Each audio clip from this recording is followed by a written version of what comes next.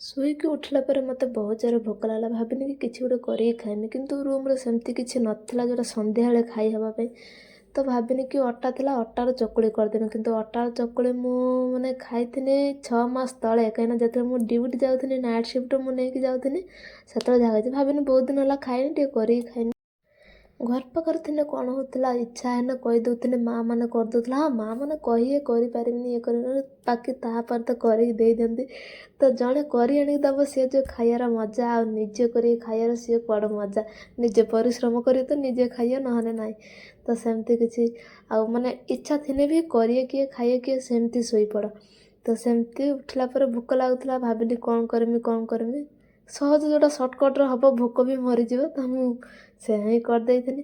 ବାକି ଚକୁଳି ପିଠା ମୋର ଫାଷ୍ଟ 2ଟା ବହୁତ ଖରାପ ହେଇଥିଲା, ତାପରେ ତ ଭଲ ହେଲା, ସାଇଜ୍‌ର ବି ହେଇଗଲା, ଆଉ ଖାଇବା ପାଇଁ ବି ବହୁତ ବଢ଼ିଆ ଲାଗୁଥିଲା।